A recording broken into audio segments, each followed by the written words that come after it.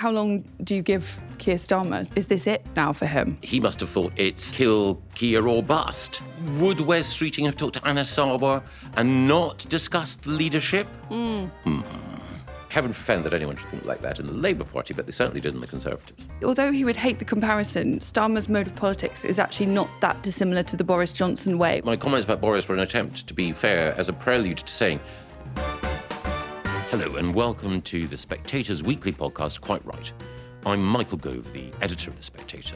And I'm Madeline Grant, assistant editor and parliamentary sketch writer. And this week, we'll be looking at the tensions that are gripping the government and asking what lessons does it tell us about the future and who, amongst the opposition parties, is best placed to exploit it. Michael, after, even by usual standards, a pretty bonkers 72 hours in British politics, how long do you give Keir Starmer? Do you think this is this it now for him? Keir Starmer will probably be toppled after the local elections. That was probably the conventional view a couple of months ago. And recent turbulence may have suggested that the timetable be accelerated. And of course, there are some who argue that he may emerge strengthened from this. Ed Miliband, for example, is making that case. But I think that the fundamentals are that the Labour Party doesn't believe that Keir Starmer has what it takes to win the next general election and in the meantime to govern both radically and effectively. There are a variety of reasons why there won't be moves against him before then, I don't think, which lead to him being toppled, but those fundamentals remain. And I think that the turbulent events of the past week have in a way sort of underwritten and reinforced those fundamentals. What they've done is they've emphasised his weaknesses, but they've also reminded us of the impediments standing in the way of those who would want to replace him. It was interesting that yesterday the Scottish Labour leader Anna Sawar gave a press conference in which he said that Starmer must now go. The distraction needs to end and the leadership in Downing Street has to change. And some in Westminster saw this as, the end. But in the event, few other Labour politicians appear to have followed Anna Sawar over the top, which I think kind of does make sense if you imagine that Sawar's move will have been at least partly motivated by a desire to distance himself from the deeply unpopular Westminster leadership right before the local elections. Is that what's going on here? Was it, many Scottish Labour figures are said to feel deeply betrayed by what Anna Sawar did, but there are also probably some that think it was a good move and may have won them perhaps a few more seats. You are absolutely right. Bonnie Prince Annis raised his standard north of the border, but unfortunately there weren't any people rising in revolt south of the border. So this particular rebellion seems, for the moment, to have fizzled out. There were very good short-term reasons for Anna Sawar to do as he did, as you quite rightly point out. Those local elections, which are so potentially grim for Labour, aren't just local elections in England. They're elections, obviously, for the Scottish Parliament and the Welsh Assembly. And if you are a Labour MSP or activist, you can hear the tumbrils rolling. And as Dr. Johnson said, nothing so concentrates a man's mind as the prospect of execution.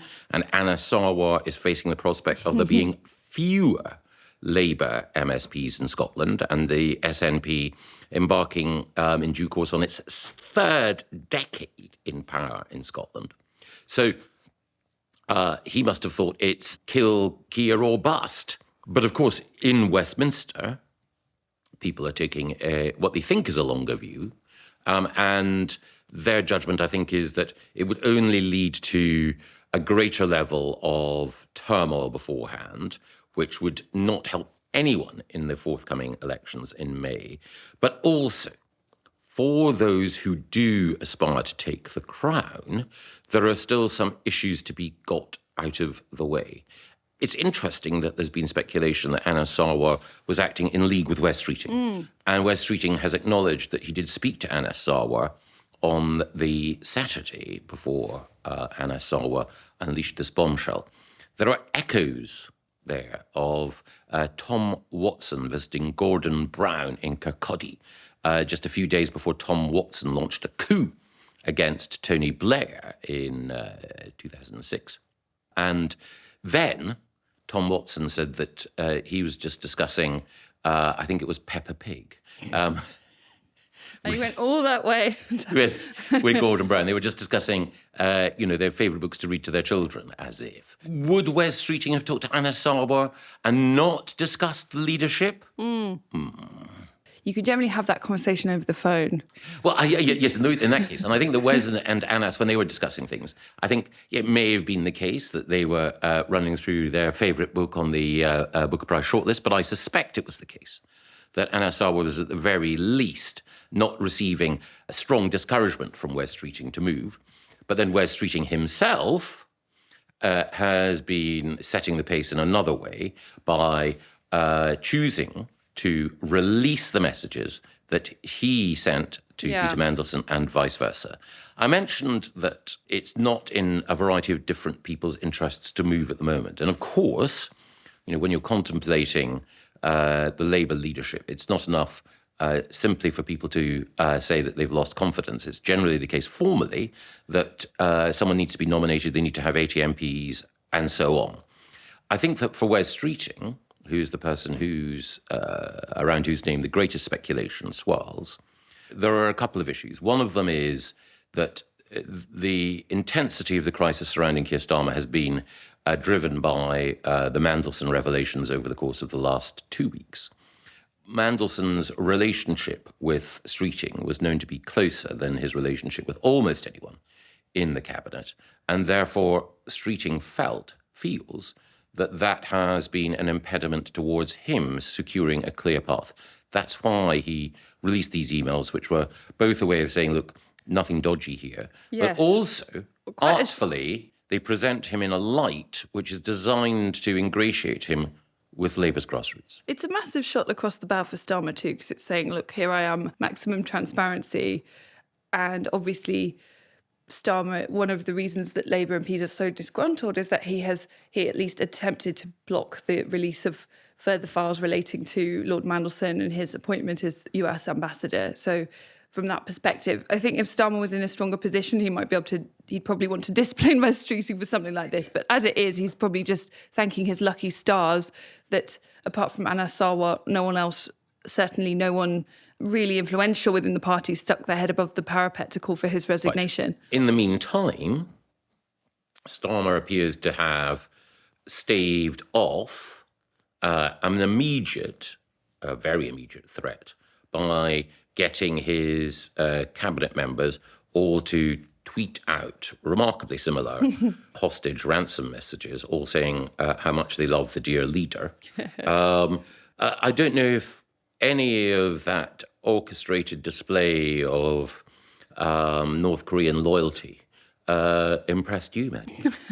My first thought was the fact that they all go at once. They should at least make the decision that they're going to stagger out their messages a little bit, because it's just so obvious that someone from Number 10 has kind of strong-armed them and possibly even told them precisely the wording to use. So it does have that look of like, look at the camera with a copy of today's newspaper, like, I'm not being mistreated kind of thing. But actually, I do understand that from their perspective, there's serious problems with a lot of the potential challenges for Keir Starmer, and they haven't really got their ducks in a row. And also, if you were interested in internal regime change, you probably wouldn't want the person that you're truly backing to take power immediately and then have to carry the can for the likely loss at Gorton and Denton and the terrible local election results. I mean, even if you're like 100% Team Wes, you probably wouldn't want him to go immediately. Right. But it does perhaps reflect a sense of hesitation amongst some of the rivals. A sense that, as is famously the case in British politics, there's often a first mover disadvantage if you're going to go out and knife someone, as perhaps you can attest. Certainly true. But it reflects Starmer has been very fortunate in the fact that his opponents haven't really got their campaign sorted. In this case, it has come a bit too soon. Certainly for Wes Streeting, so hot on the heels of the Mandelson revelations, but also Angela Rayner and the HMRC-shaped cloud hovering over her. I mean, is it not just delaying the inevitable? There is that. Staged displays of loyalty rarely achieve what they're intended to in the long term, though they often can provide a breathing space in the short. I remember the famous, notorious Chequers meeting that came up with the Chequers deal that was at the centrepiece of Theresa May's Brexit strategy. On the day that it was debated and concluded, both David Davis and Boris Johnson welcomed it. David in very limited terms, but he did welcome it there. And the reason for that is that we were all literally in the same room having dinner. And in that very British way, disagreements were masked in the conviviality and the camaraderie of the occasion. But it didn't last. A couple of days later, David Davis felt that he couldn't stand by a deal that he hadn't authored when he was the Brexit secretary. And then Boris felt that if David Davis had gone, that he couldn't stay too. And so you can have, as we had on that Friday,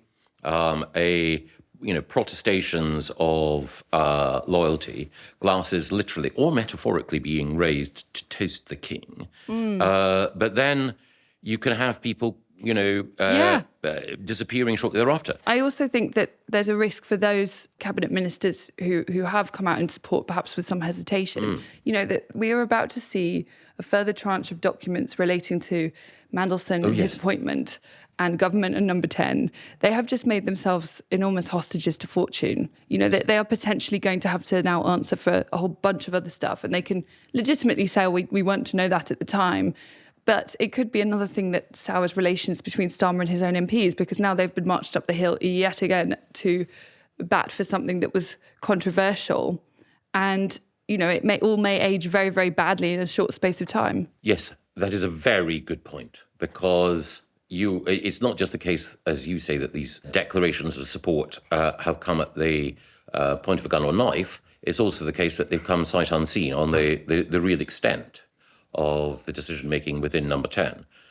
Defenders of Starmer argue, of course, that if you've been lied to by Peter Mandelson in this case, that you deserve sympathy, not excoriation. But the principal view amongst Labour MPs is not so much that Keir Starmer is deceitful, it is that his judgment is terrible, which of course takes me back to the McSweeney question and the extent to which McSweeney was the source of good or bad judgment for Starmer. But it also links to another point as well, which is that as we're speaking, rumours are also swirling around the fate of the Cabinet Secretary, Chris Wormald, with whom I worked. He was the Permanent Secretary at the Department for Education when I was there.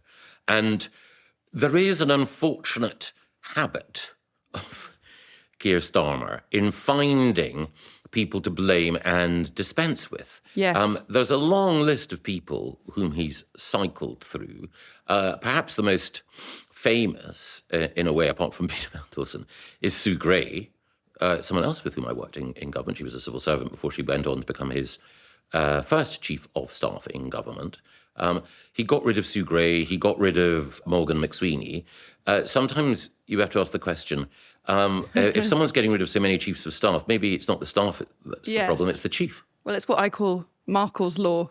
If you keep falling out with people and unable to enjoy functional relationships, then maybe ultimately the problem isn't all of those people, but it's the one person they all have in common, which is you. I also sketched Darren Jones in the Commons yesterday, where he'd been sent out to give a statement on standards in public life. And I was struck by the extent to which another attempt, I think, to remove accountability is to try to universalise it and make it into a problem of procedure and process and rules. And if we could just beef up the ethics standards that we apply to politicians, everything would be okay, which I think is a bit shameless, because ultimately you could beef up the rules all you like. But the problem is that in the public domain, Lord Mandelson's links with a notorious sex offender were well known and not a case of further revelations to come out, but were, Googleable. And Starmer made the decision that he would rather run the risk of appointing him because of his attributes in other areas, which is now blown up in his face. No amount of some ethics committee would have told him, would have changed the outcome of that. It all comes down to Starmer's own judgment. And I just think it's quite shameless. Another thing they're talking about is a crackdown on second jobs, which is, again, the problem with the Lord Mandelson appointment wasn't that he had a second job. It was what I've just described. Completely. I think it's an attempt to be like, well, the real problem is actually Geoffrey Cox, and to try and make it so that it's about their opponents rather than ever taking responsibility for anything. I mean, Totally. frankly, it's not really, the question of second jobs probably doesn't pertain to as many Labour MPs as it would to some of their opponents. Yes. You know, some of them haven't even had a first job properly, unless even like cutting their teeth on the lanyard mines or something. But, you know, it's just kind of, it's very like naked opportunism, what I'm seeing. It is. It's making sure that you, when you're faced with a crisis, you use it to advance your own ideological agenda. I do not think that anyone looking at any problem in this country at the moment would say, do you know what? The answer is more bureaucracy. What we need are additional committees and commissions. And you were quite right to point out the fatuity of the second job thing. The problem with Kim Philby was not that he had a second job. The problem with Kim Philby is that his second job was working for the KGB. But, you know, fine, let's have the second jobs conversation if you want to have it. It's like legitimate. Yes. I'm personally not that exercised about it because I'd rather see higher caliber people entering politics and whatever political hue. But this is not relevant to the issue that we're discussing. So the fact that they trot out Darren Jones to start wanging on about second jobs just shows that they haven't understood. It's a diversionary strategy. Yeah, it is come up with something that looks like a solution, which is in fact an attempt to stiff the opposition. As you quite rightly point out, you know, most of the people, there are some exceptions, but most of the people in government, if they were backbench MPs, wouldn't have second jobs because nobody would hire them. And the fact that you've got someone like Geoffrey Cox, who is a brilliant barrister, who is in demand, this is envy dressed up as principle. And it also misses the point, which is that it's a question of character and judgment, not inadequate rules. Yes. And you can draw up whatever rules you like and then say that someone has fallen foul of them and isn't that terrible and we need new rules as a result of that. But what you're trying to do is to create a system so perfect that nobody needs to be good. Yes. And that is always a mistake. Like human nature will always out in politics one way or another. Precisely. It's also, I think, of a piece with Starmer's general attitude towards decision-making, which is that I think fundamentally he's very uncomfortable with it. I think that is why he craves someone else to make the decision, whether it's Davos or the EU or the ICJ to come up with a non-binding ruling, because ultimately all of these things are a way for him not to have to make the decision. And it's often the case that there's a transparently wrong thing going on, but he'll say, I'll wait for the committee to deliberate, or I'll wait for the panel to conclude, yes. blah, blah, blah. And you're like, but what do you think? Like, right. Screw the panel. It's clearly wrong and people can see that. It points to two things. Exactly as you say, an avoidance of direct accountability.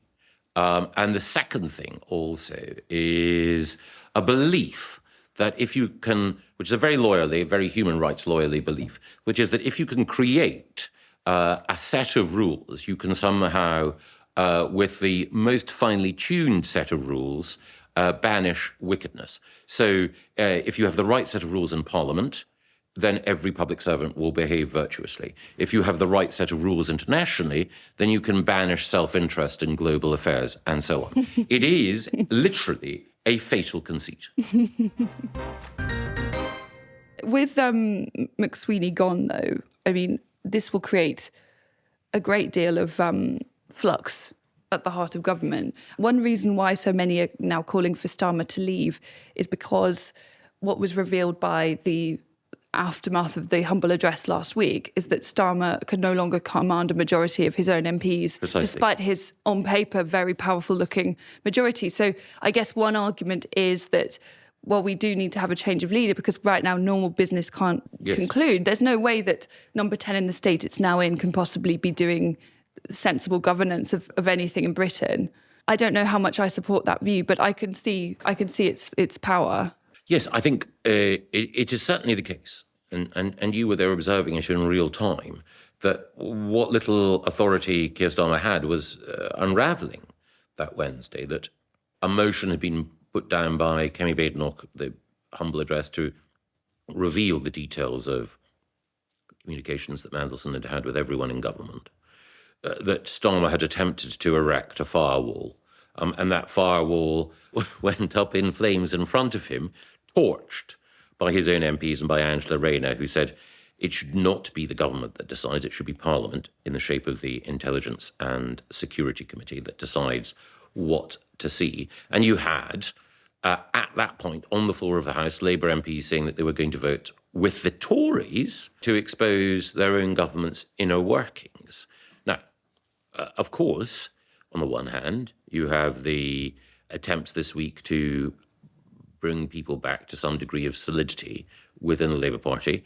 But, after that breach and after the previous occasions where Starmer has had to row back, whether it's been on family farms or on two-child benefit or on the winter fuel payment, in each of these occasions, not to mention, of course, welfare cuts overall, it's been the Parliamentary Labour Party that has shown that they are the masters, not Starmer.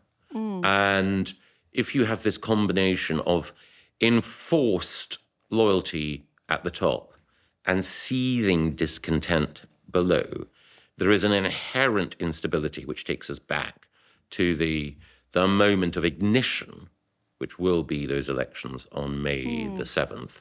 And you have the chance to see those Labour MPs in the Commons, as I say, with the exception of one or two, like our indefatigable friend John Slinger, the MP for Rugby. With the exception of him, one or two others, almost no one supports him. Well, everyone is now talking about John Slinger, and I feel a bit, kind of vindicated, but yes. Also, he was our find, and now everyone's talking about John Slinger. Like, we deserve some credit for that. You certainly do. I mean, you identified the single most, one has to admire him, single most energetically sycophantic Labour backbencher in this Parliament. You spotted him early on. I mean, there were other contenders, but he quickly shone out even amongst the gallery of toads. When a regime is under threat, it may seem odd, but there are incentives for people to run to the stricken leader, which are not just the incentives of loyalty and compassion. The boy stood on the burning deck once all but he had fled. Well,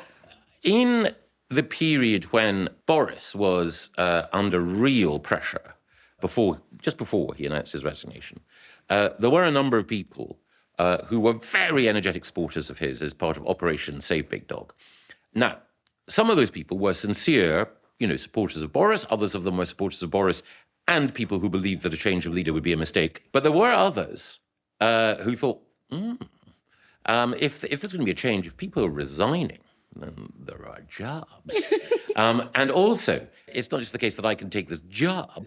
I can also potentially, in any resignation honours, get the gong. So it may well be the case that I'm sure this is not the case with John Slinger, because there is a puppyish loyalty about him that I think you couldn't fake. But it may well be that there are other Labour MPs who think, if there's a bit of trouble in the immediate aftermath of May the 7th, if I prove myself really loyal, who knows? I could be in with a government job or in with that wonderful CBE or whatever it might be. Heaven forfend that anyone should think like that in the Labour Party, but they certainly did in the Conservatives. Just fascinating what will happen now generally with the Labour Party, because I would say the two most likely candidates for takeover are Rayner and Streeting. Yes. Although both have their own problems that we've mentioned.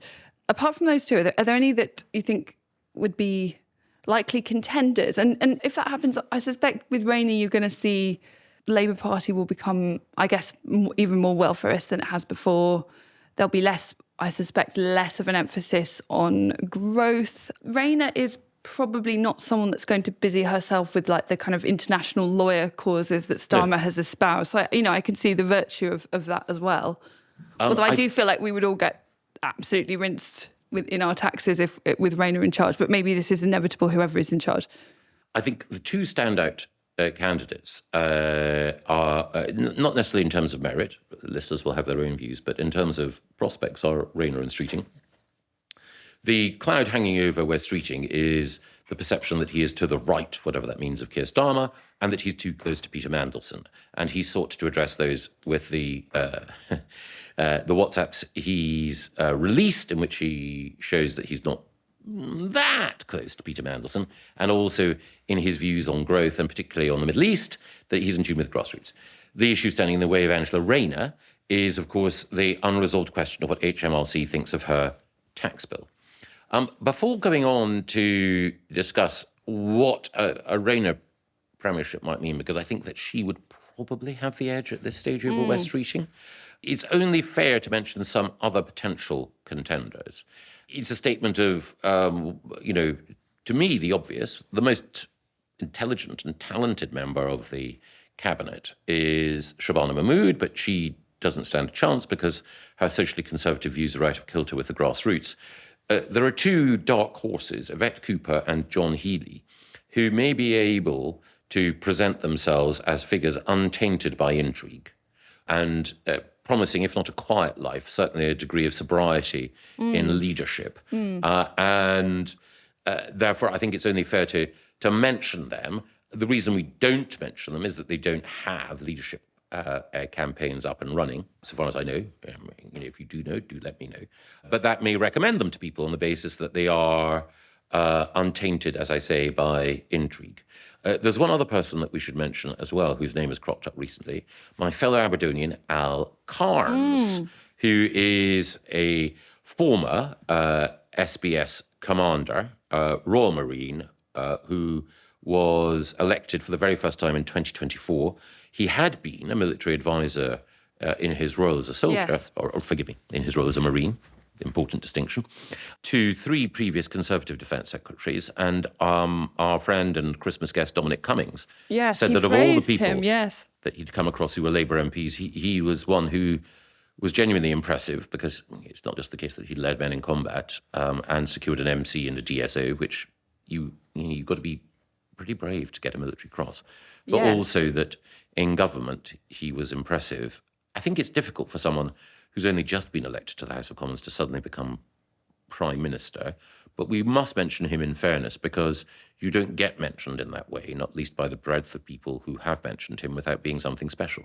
I've noticed that when political parties are really struggling, there's often a kind of idealised military figure that they kind of want to take over stuff. And in a way, it mirrors the way that when things are going badly in the British state, the army just gets drafted in to fix or build or deal with the crowd control or whatever. But, we've heard Dan Jarvis has been talked about in these terms, and there have been various kind of military Tories that I noticed. But despite Al Khan's, I'm sure, undoubted talents, there is an issue here, which is we have a Prime Minister who has clearly been undone by his distaste for and lack of grasp of how to manage politics. Yes.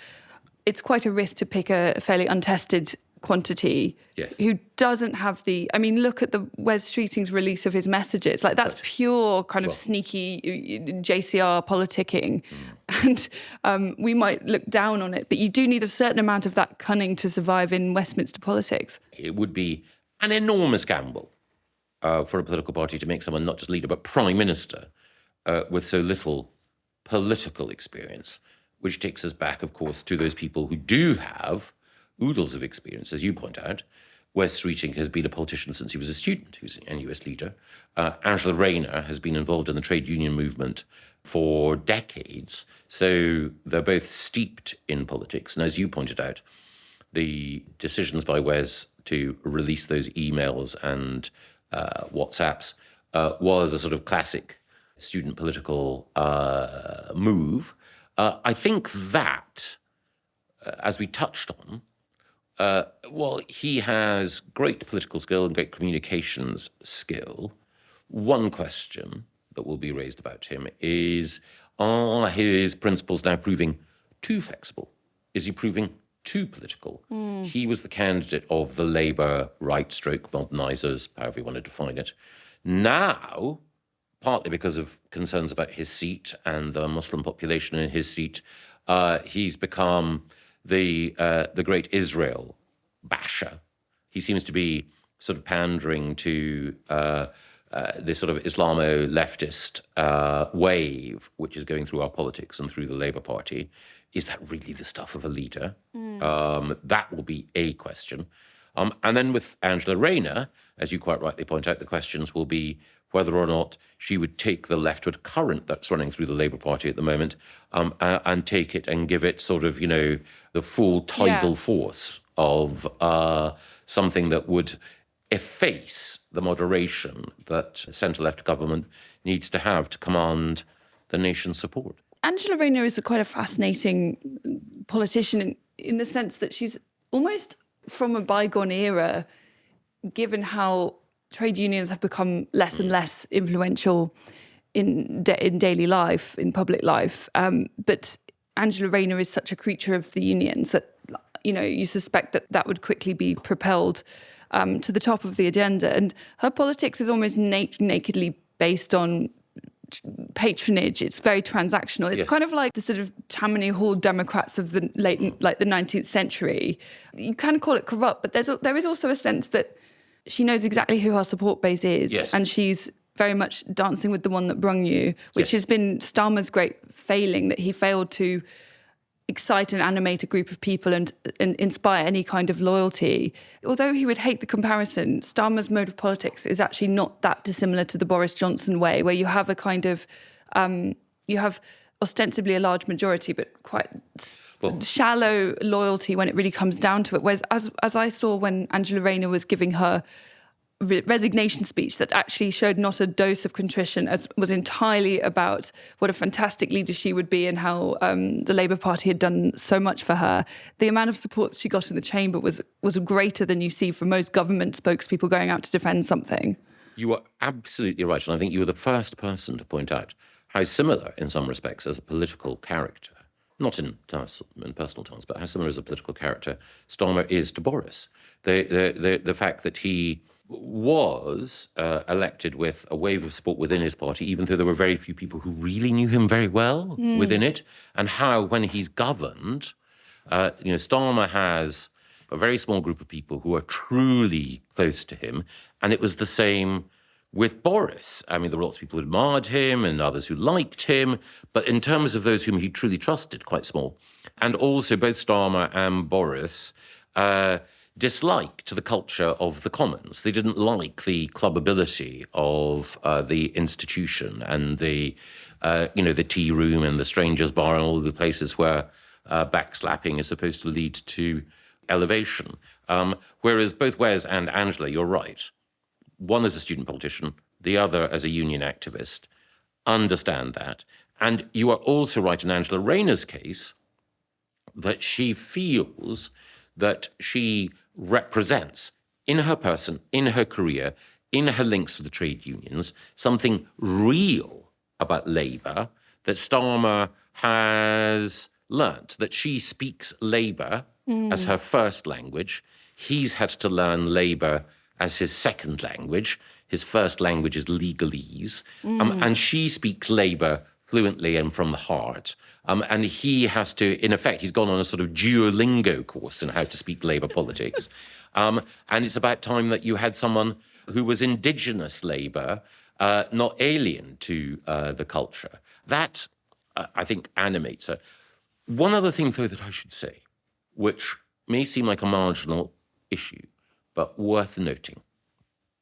Almost all of the figures who've so far been mentioned as potential successors, whether that is Wes Streeting or Angela Rayner or Shabana Mahmood, are all opposed to the assisted dying bill.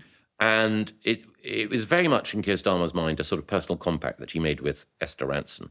The bill is still proceeding very slowly through the House of Lords. There are a million and one things that might follow from a Starmer downfall and by his replacement by either of those two frontrunners or indeed anyone else. But if he goes, then I think that the assisted dying legislation will go with him. Yeah, there was apparently one Labour MP at the meeting of the parliamentary party yesterday evening, in which Starmer seems to have given a speech that went down extremely well. But there was one MP who tried to say that the way to bring the Labour Party together now is by pushing through assisted dying, and he apparently got shouted down. Yes, I don't think that would have gone down at all well with Adam Jaggi or Jonathan Hinder or Jonathan Brash or any of the Meg Hillier or any of the people who've expressed their concern about this legislation. It splits Labour not quite down the middle, but more or less 60-40.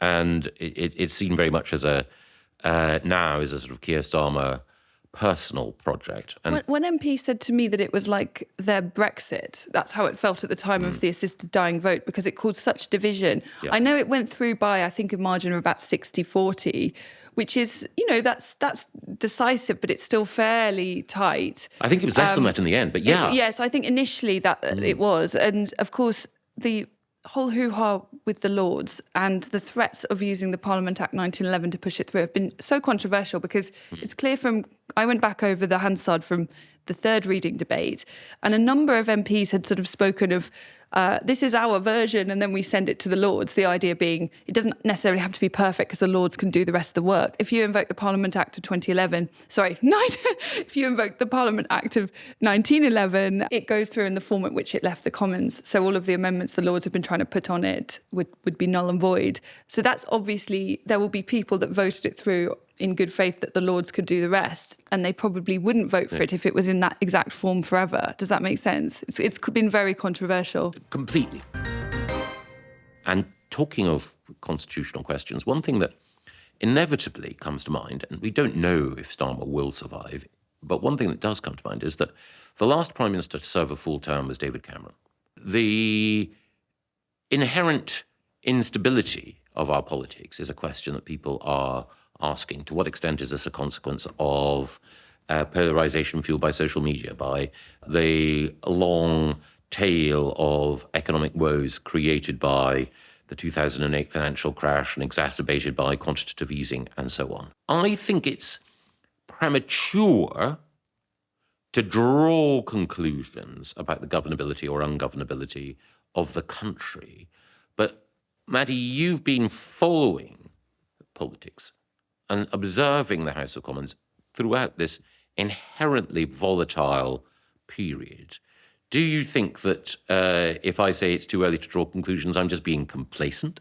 It worries me greatly. I don't think you're saying it's not true, but, let's see what happens. But it does worry me greatly. I think with every change of government and every disappointment, the electorate becomes that bit less patient and liable to forgive. And therefore, the window for a new government to come in and make a positive difference and perhaps any kind of forgiveness for mistakes becomes narrower and narrower. So I worry greatly, and I worry that whatever replaces, well, it's not only Starmer, but perhaps this Labour government will have an uphill battle, and therefore no government can be too complacent. And part of the Labour Party's problem was that it genuinely thought that governing the country is not as hard as it seems, and that the real problem were those bastard Tories.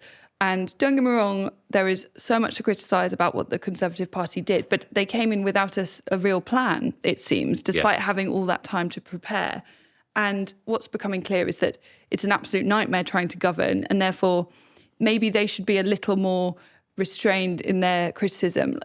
One argument I'm seeing a lot is that, well, Starmer's a great guy and he's not like his predecessors who were more nakedly self-interested.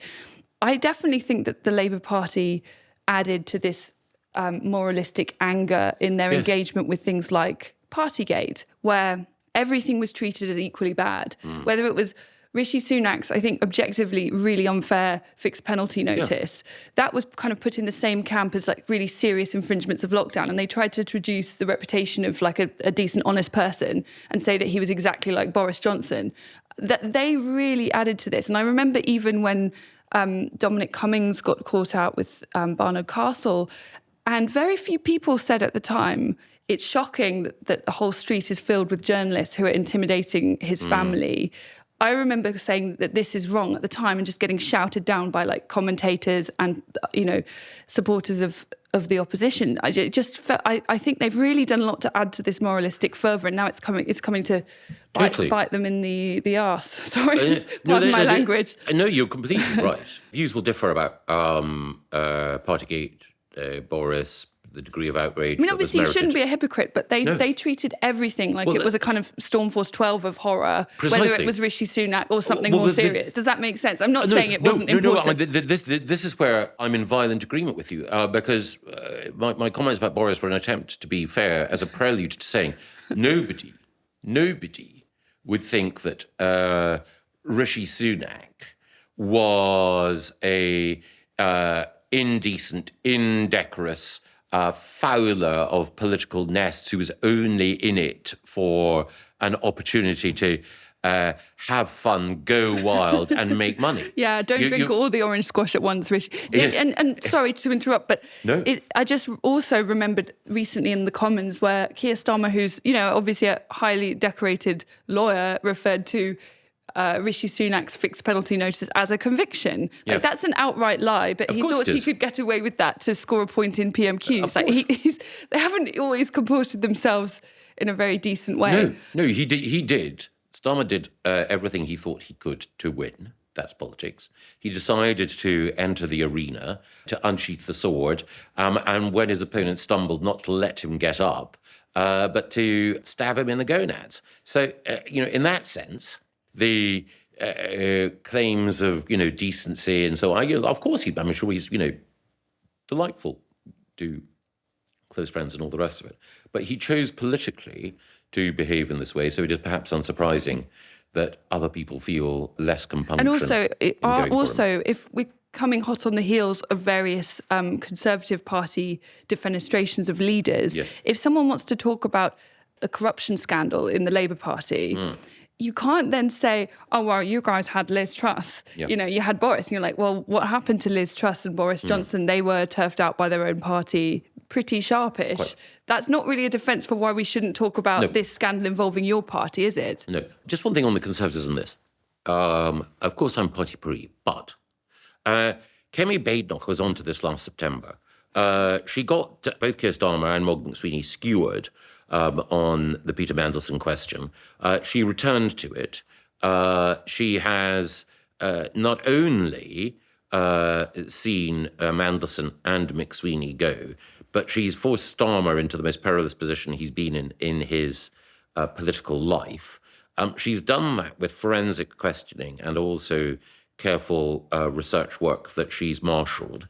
In the meantime, and listeners, please get in touch if you think this is unfair, what the hell have Reform been doing? They've been a sideshow in this. So, I think part of the job of an opposition is to hold the government to account. And that is what Kemi Badenoch has been doing in the last few weeks, while Reform have been distracting from that. Listeners will make up their own minds about what they consider to be important. But if your aim, or rather, if your hope for our politicians is to hold the Prime Minister and his ministers to account at this point, then I think it is Kemi Badenoch 6, Nigel Farage 0 at the moment. Well, I do think that there's an important distinction to be made here between, I think, objectively, the Conservative Party have had a very good couple of weeks. Their attack unit is working exceptionally well, and they have been at the forefront of some of the big, of attacking on some of Labour's big scandals and weaknesses, and that's important. But I think there's a difference between they have objectively been winning these battles and it will necessarily make a huge difference with the country, with the general public. It may not. It may well be the case that people look at this and say, oh, they're all as bad as each other, the Uniparty, etc., even if the attack has been coming effectively from CCHQ, and say, well, it's only Reform UK that has a chance because they're different from these guys. I don't want to be too much of a Caledonian... No, but you're right. Like, they do deserve credit. You're right. Credit where it's due. I don't want to be too much of a Caledonian Cassandra, and I may be proven wrong, but I remember in the summer of 2022, I'd originally backed Kemi for the leadership. She was knocked out. It was a Liz versus Rishi battle. Towards the end of that summer, everyone thought Liz is going to win. The bandwagon was rolling. She was beating Rishi 2-1 in the polls. All sorts of people who should have known better were getting behind Liz. At that stage, I thought, well, my political career was over, so it didn't much matter. But I said, I don't care what the opinion polls say. Liz is not fit to be Prime Minister. Rishi would be better. I'll tell you this now, and I'm very happy to revisit this view. It is wrong to say, oh, well, I think X is going to win, so therefore I'll, back them. Look objectively at the performance of the two. And when Starmer has been under pressure, Kemi has intensified that pressure. And what Reform have done is change the subject. So when Starmer was under pressure in September, Reform unveiled a defection in the shape of Danny Kruger. Yesterday, Reform unveiled another defection as well, a chap called Simon Dudley, distinguished former council leader, and so on. That makes sense if what their sole aim is to overtake the Conservative Party. Fair enough, politics is politics. Yes. But I take a couple of steps back, and my judgment is not who's doing better in the polls. My judgment is who's doing better for the country in the job that opposition politicians should have at the moment. And that's where Kemi Badenoch is ahead. Yeah, and Reform UK may also feel that actually deposing Keir Starmer might harm their chances because he's so terribly unpopular. You know, there may be some strategy to it. But I agree. I don't think that we should only be governed by opinion polls. I equally think there can sometimes be a danger of thinking that things are going well in Westminster, things are going well in PMQs. It necessarily is reaching out to voters across the UK. And I wouldn't want anyone to think that I'm now predicting some sea change in opinion polls. I'm simply observing something that matters to me and inviting people to draw their own conclusions. And it may well be the case that people think that my judgment is awry, or that there are bigger issues here and that what the country needs is a change from all of the legacy parties and so on. People will make their own mind up on that. I draw certain conclusions from these events, and these conclusions sort of reinforce my sense that Kemi Badenoch, having been criticised in the past for passivity, now at the very least deserves credit for her dissection of Starmer.